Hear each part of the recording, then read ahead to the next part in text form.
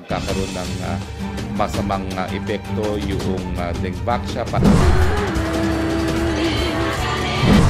But I am very, very, very sorry.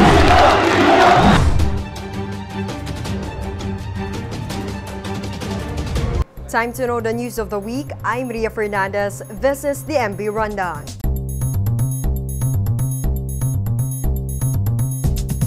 The Philippines reaped more gold medals in the 2018 Asian Games in Indonesia.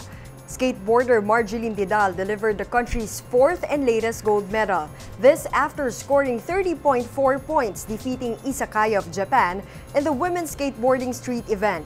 This was the first time the sport was played in the Asian Games. Earlier, 3 Filipina athletes bagged gold medals.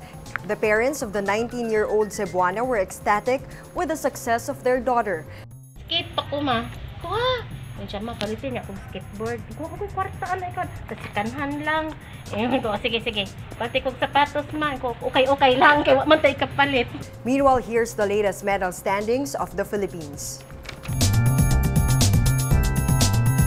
Teresita De Castro is the new Chief Justice. De Castro will only lead the High Court for less than 2 months as she is set to reach 70, the mandatory age for retirement on October 8.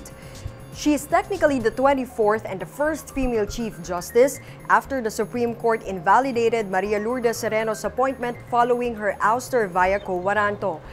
In her first press briefing as the top magistrate, De Castro told her critics to move on and help her work for the good of the judiciary. President Duterte meanwhile defended his appointment of De Castro, saying he chose her based on seniority and merit and not as a reward for ousting Sereno.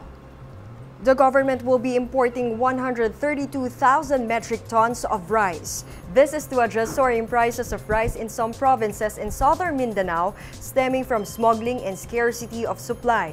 In Zamboanga City, a kilo of rice reached 70 from 38 pesos. Some eatery owners were also reportedly forced to raise a cup of rice from 10 to 12 pesos because of the situation. Earlier, Agriculture Secretary Manny Piñol also approved importation of galunggong or round scad to stabilize the price. Critics opposed it, insisting that sustainable local production of fish and other food items is the real solution to the problem.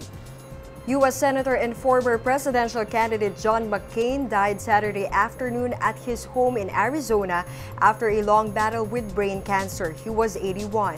McCain fought against glioblastoma, an aggressive form of brain tumor, for a year until he stopped taking medications last Friday, according to his family. Memorial service for him this coming Saturday will be held at Washington Memorial Cathedral. Former American Presidents George W. Bush and Barack Obama are expected to deliver eulogies. However, U.S. President Donald Trump is reportedly uninvited. This as McCain is a known critic of the Trump administration despite being part of the Republican Party. Prior to his political career, McCain was a former naval bomber pilot and a Vietnam prisoner of war. 5 children died after some of them played with lighters, sparking fire in the neighborhood in Tondo, Manila last Monday. The Manila arson chief has a few reminders to prevent this incident from happening again. Michael Jimenano and Emily Tolling still can't believe that 5 of their 6 children are now gone. Last Monday, a fire gutted their residence along La Peral Street in Tondo, Manila. Reports said some of their kids played with lighter and ignited their clothes while they were outside. The flames spread quickly, making it difficult for the children to escape. Only 9-year-old John Michael was able to flee and survive.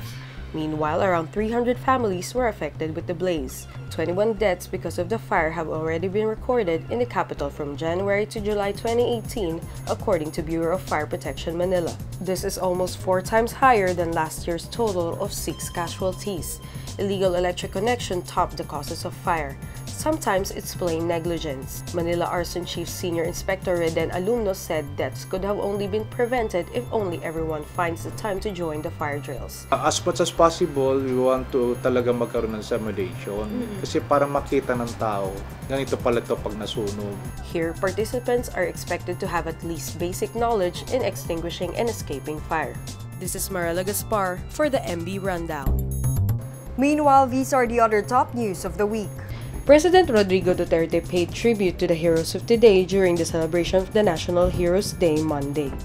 Mr. Duterte recognized the sacrifice of our soldiers, cops, teachers, and even migrant workers. Meanwhile, rallyists held protests calling out the government for labor issues and killings.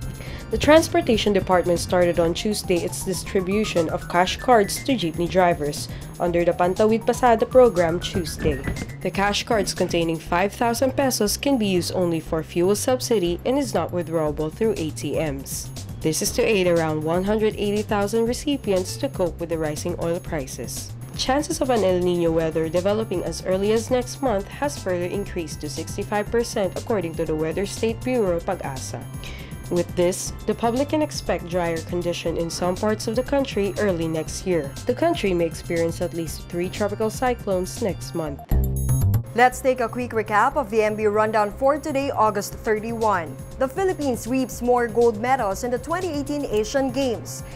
Teresita de Castro assumes as the new Chief Justice. 132,000 metric tons of rice will be imported to address soaring prices of rice. U.S. Senator John McCain dies at 81, and Manila Arson Chief urges the public to take fire drills seriously. And that's the MB Rundown. I'm Ria Fernandez.